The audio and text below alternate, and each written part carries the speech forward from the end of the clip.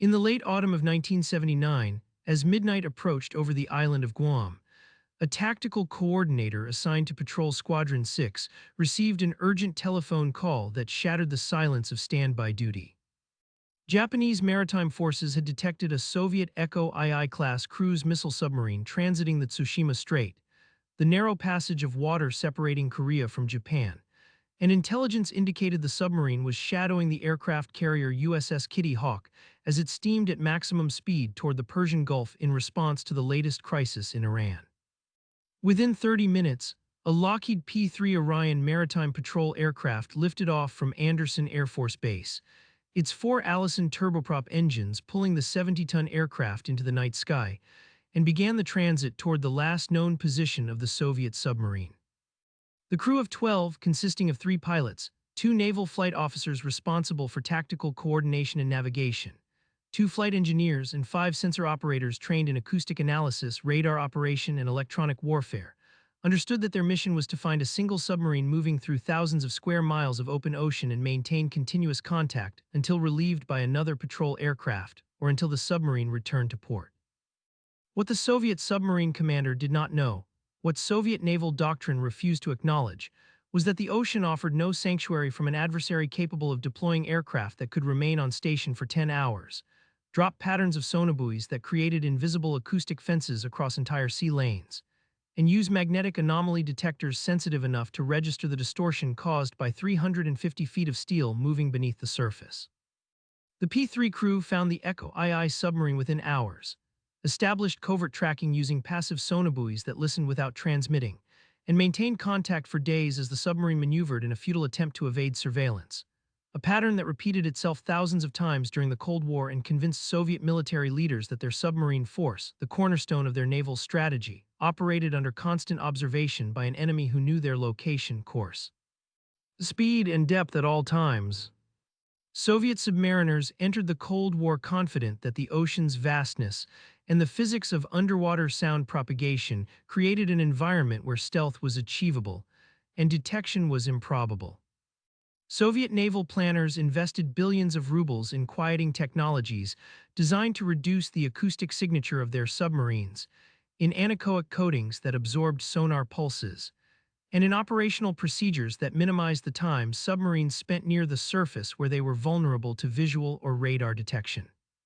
Soviet ballistic missile submarines, the vessels carrying nuclear-tipped R-29 and R-39 missiles capable of striking American cities from positions deep in the Arctic Ocean or the Sea of Okhotsk,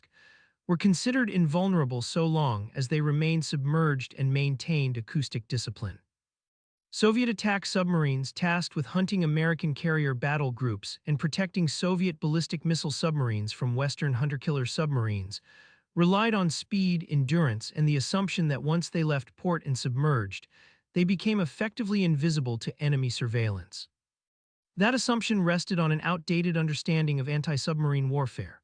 a belief that aircraft were limited to visual searches conducted at low altitude over small areas of ocean, and a failure to anticipate that the United States would develop an aircraft capable of transforming anti-submarine warfare from a reactive, localized effort into a systematic, theater-wide campaign that denied Soviet submarines the freedom of maneuver they required to execute their missions. The Lockheed P-3 Orion emerged from a United States Navy requirement issued in August 1957 for a replacement for the piston-engined Lockheed P-2V Neptune and Martin P-5M Marlin, aircraft that had served effectively during the early Cold War but were approaching obsolescence as Soviet submarines became faster, quieter, and more capable. The Navy specified that the replacement aircraft should be capable of long-range patrol, extended loiter time over target areas, and the ability to carry advanced sensors and weapons, but to accelerate development and reduce costs, the Navy indicated a preference for modifying an existing commercial airliner rather than designing an entirely new airframe. Lockheed proposed a militarized version of its L-188 Electra, a 4-engine turboprop airliner then under development for the domestic airline market, arguing that the Electra's range, speed, and payload capacity could be adapted to meet the Navy's anti-submarine warfare requirements. In April 1958, Lockheed won the competition and received a contract to develop what would become the P-3 Orion, a name chosen to honor the constellation associated with navigation and the sea. The prototype, designated YP-3V1, first flew on August 19, 1958, and although it retained the general configuration of the commercial Electra, the military variant incorporated significant modifications including a shortened fuselage that reduced weight while providing space for a bomb bay, a distinctive tail stinger housing a magnetic anomaly detector, reinforced wings with hardpoints for external weapons, and an internal equipment bay packed with electronic systems designed to detect, classify, and track submarines across the electromagnetic and acoustic spectrums. The P-3 entered operational service in August 1962 when the first production aircraft were delivered to Patrol Squadron 8 and Patrol Squadron 44 at Naval Air Station Patuxent River, Maryland, a moment that coincided almost exactly with the onset of the Cuban Missile Crisis. Within weeks of receiving their aircraft, P-3 crews found themselves flying blockade patrols around Cuba, enforcing President Kennedy's quarantine by identifying and photographing every vessel attempting to approach the island.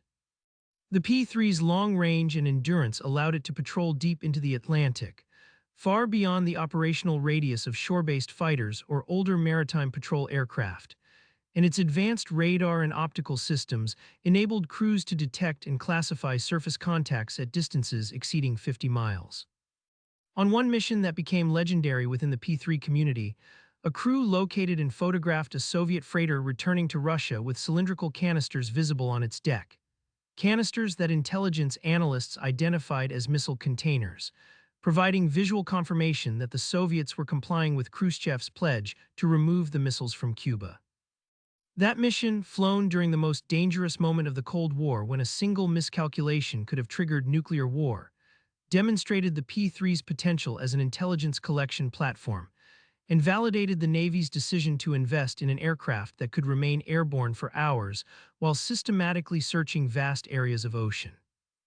The heart of the P-3's anti-submarine capability was the sonobuoy, a cylindrical device approximately 3 feet long and 5 inches in diameter that could be ejected from the aircraft's belly through pneumatic launch tubes. Each P-3 carried dozens of sonobuoys, stored in racks within the fuselage and loaded into launch tubes by the ordnancemen as directed by the tactical coordinator who managed the overall search effort. Once ejected, the sonobuoy descended on a small parachute splashed into the ocean and automatically deployed a hydrophone suspended beneath a surface float at a depth selected by the crew, typically between 60 and 300 meters depending on the oceanographic conditions and the expected depth of the target submarine. Passive sonobuoys listened for the acoustic signature generated by a submarine's machinery, propeller cavitation, and hull-transmitted noise, transmitting the detected sounds via radio back to the P-3 where acoustic operators wearing headphones analyze the signals in real time, distinguishing the faint mechanical hum of a distant submarine from the background noise of wave action, marine life, and surface shipping. Active sonobuoys, colloquially known as pingers, emitted sonar pulses that reflected off submerged objects and allowed the crew to determine range and bearing with greater precision, but their use carried the risk of alerting the submarine that it was under surveillance, a consideration that influenced when and how they were deployed. A typical search pattern involved dropping a grid of passive sonobuoys across a suspected transit route or patrol area, monitoring the acoustic environment for indications of submarine activity, and then refining the search by dropping additional sonobuoys in a tightening pattern around any contacts detected, a process that could take hours but eventually produced a precise location accurate enough to guide a torpedo or depth charge attack. The magnetic anomaly detector, the distinctive tail stinger that visually identified the P-3 to anyone familiar with maritime patrol aircraft, provided a complementary detection method based on an entirely different physical principle. Submarines, constructed from hundreds of tons of ferromagnetic steel, distorted the Earth's magnetic field in ways that could be measured by sensitive magnetometers, producing an anomaly that indicated the presence of a large metallic object beneath the surface. The MAD system had severe limitations, requiring the aircraft to pass almost directly over the submarine at low altitude, typically below 500 feet, and the magnetic distortion decayed rapidly with distance, meaning the submarine had to be relatively shallow and the aircraft's flight path had to intersect the submarine's position within a few hundred meters. Despite these constraints, the MAD provided a critical final confirmation of submarine location immediately before an attack, allowing the crew to verify that the target detected by sonobuoys was indeed a submarine and not a false contact generated by a school of fish, a thermal layer or mechanical noise from a surface vessel. During the final attack run, the tactical coordinator would call out mad contacts as the P-3 flew low over the ocean. The sensor operators watching their displays for the characteristic spike that indicated the aircraft had passed over the submarine. And once the mad contact was confirmed, the crew could release torpedoes or depth charges with confidence that the weapons would impact within lethal range of the target. Soviet Marshal Sergei Akromiev, who served as chief of the Soviet General Staff during the final decade of the Cold War, reportedly admitted in a moment of candor that summarized the strategic dilemma facing Soviet naval forces. "I always know where my submarines are. I look at where the P-3 Orions are flying, and that tells me where my submarines are." That statement, whether apocryphal or accurately attributed, reflected a reality that Soviet naval commanders understood but could not overcome. American P-3 crews operating from bases in Iceland, the United Kingdom, Italy, Spain, Japan, the Philippines, Guam, Hawaii, and the continental United States maintained continuous surveillance over the North Atlantic, the Norwegian Sea, the Mediterranean, the Western Pacific, and the approaches to the Soviet ballistic missile submarine bastions in the Barents Sea and the Sea of Okhotsk. Soviet submarines departing their bases at Murmansk, Polyarny, Petropavlovsk, or Vladivostok were detected by underwater listening arrays known as the Sound Surveillance System, a network of hydrophones planted on the ocean floor at strategic locations that could detect submarines hundreds of miles away and provide cueing information to maritime patrol aircraft. Once alerted to a submarine's departure, P-3 crews would deploy to the expected transit route and begin the search, dropping sonobuoys in patterns calculated to maximize the probability of detection. And once contact was established, they would track the submarine continuously, coordinating with other P-3 aircraft to maintain 24-hour surveillance, with surface ships equipped with towed sonar arrays. And with American attack submarines that could shadow Soviet boats covertly beneath the surface. The psychological impact of this constant surveillance on Soviet submariners was corrosive and demoralizing. Submarine commanders trained to believe that submerging placed them beyond the reach of enemy detection discovered that American aircraft appeared overhead within hours of leaving port, that every attempt to evade by changing course or speed was countered by a new sonobuoy pattern that reacquired contact,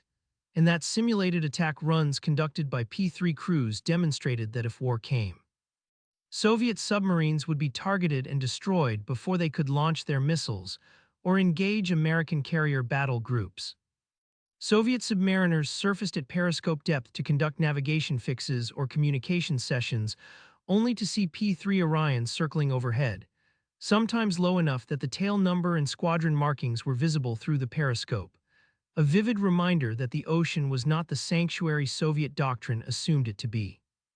The knowledge that an enemy aircraft was tracking their every movement undermined operational effectiveness, forced submarine commanders to operate with excessive caution that reduced their ability to fulfill their missions, and created a pervasive sense that the technological balance had shifted decisively in favor of the adversary. The operational tempo of P-3 missions during the Cold War was relentless and exhausting. A typical patrol lasted 10 to 12 hours, with crews spending most of that time at low altitude, often as low as 200 feet above the ocean surface, flying in weather conditions that range from calm seas under clear skies to violent storms with visibility measured in meters and turbulence that made instrument monitoring and acoustic analysis physically demanding. The crew worked in a cramped, windowless compartment known as the tube, a section of the fuselage lined with consoles, displays, and electronic equipment that generated enough heat to make the environment uncomfortably warm despite the frigid air outside. The acoustic operators wore headsets for hours at a time, listening to the faint, ghostly sounds transmitted by sonobuoys, straining to distinguish the mechanical signature of a submarine from the ambient noise of the ocean,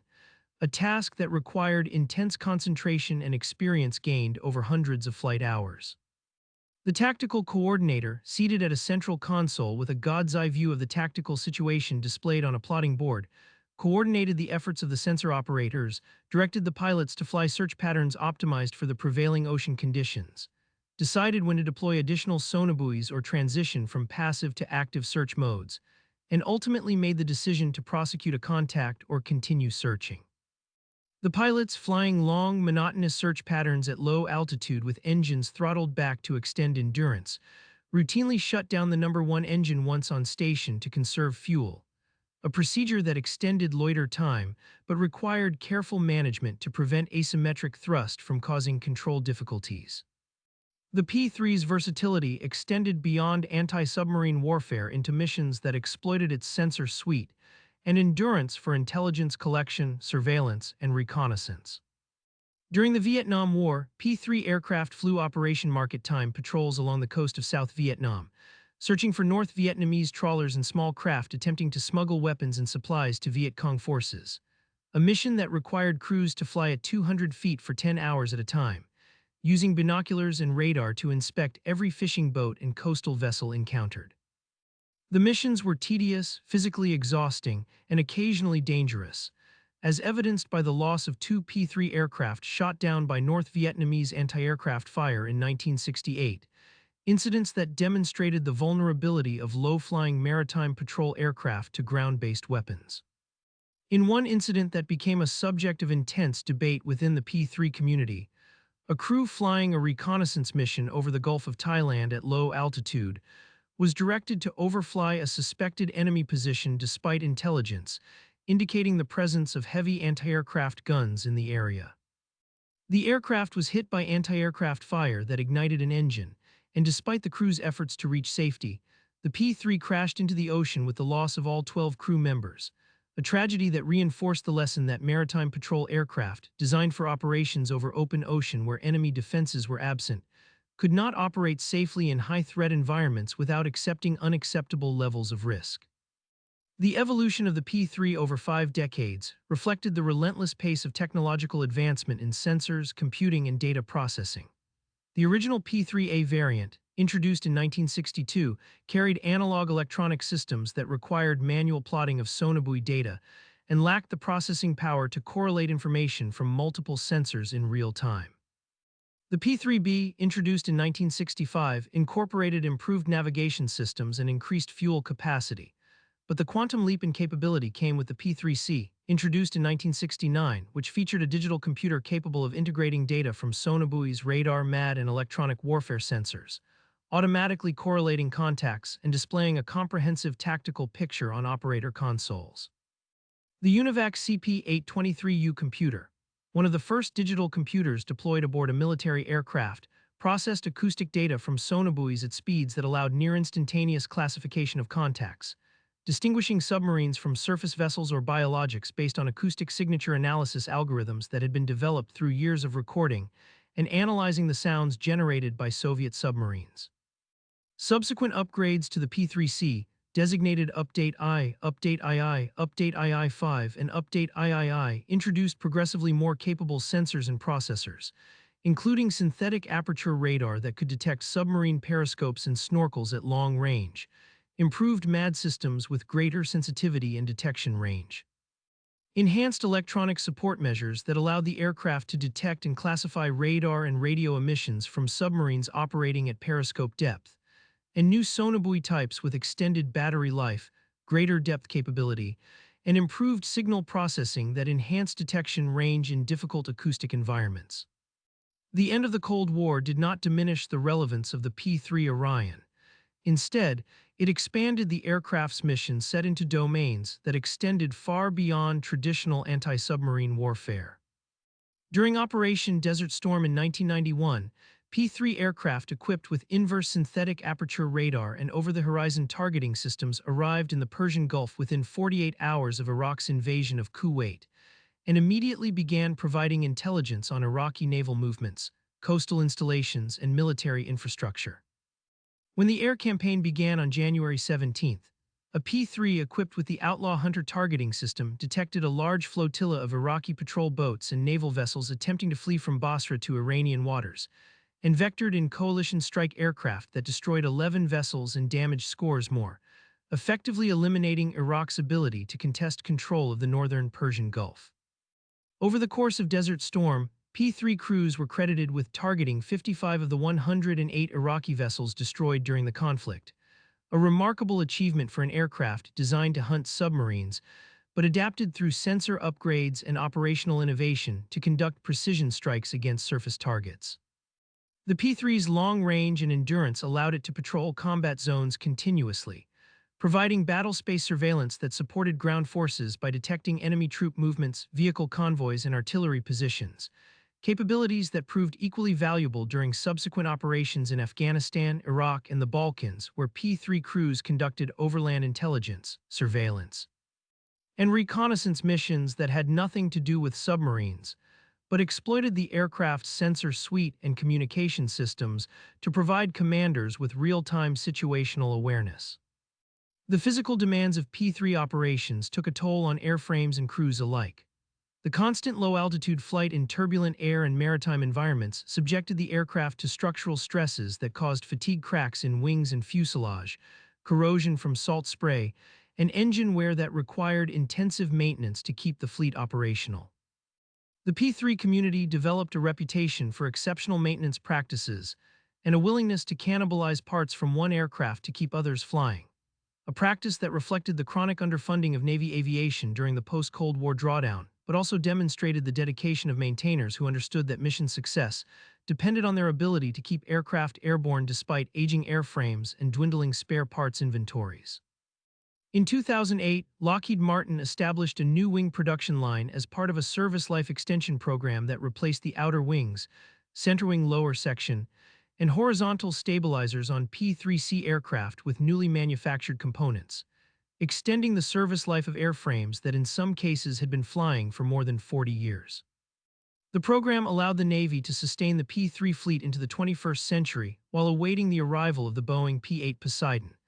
a replacement aircraft based on the 737 commercial airliner that incorporated more advanced sensors and computing power but lacked some capabilities,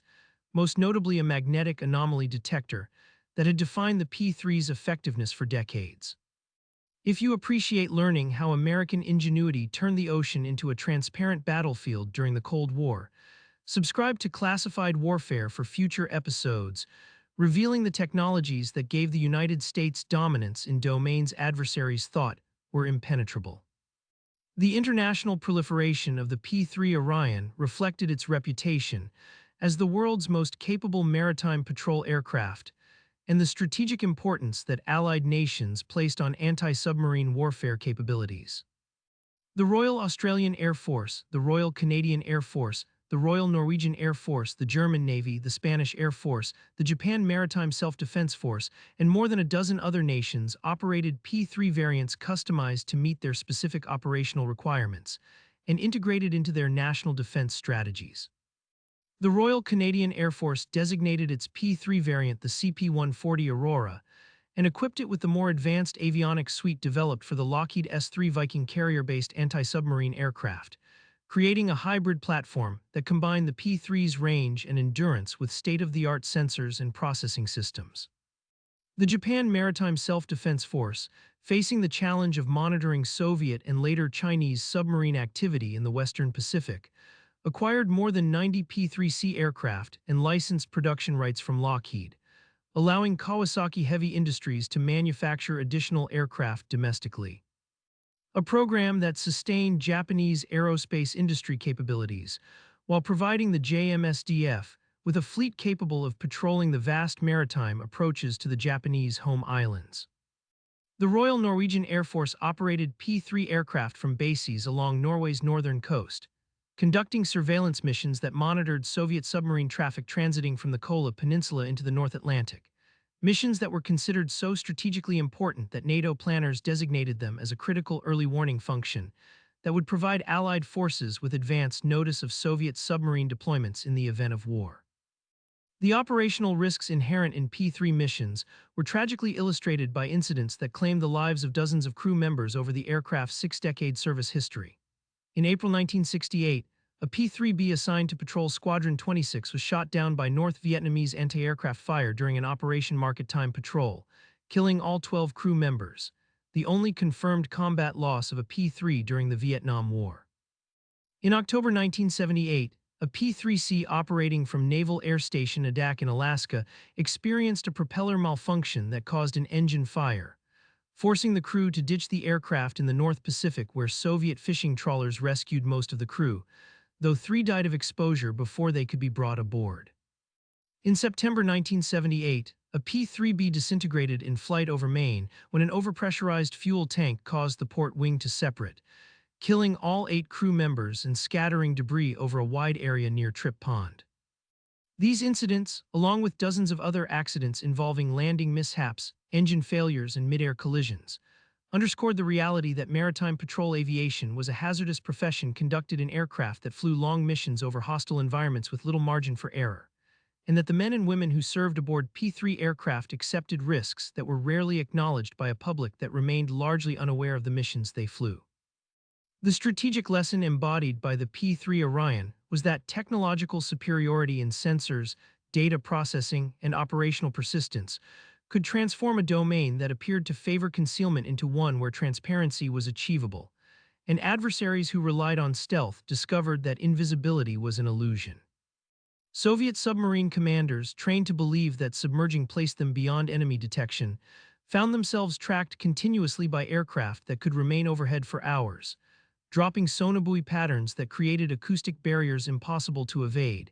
and coordinating with surface ships and attack submarines to maintain pressure 24 hours a day.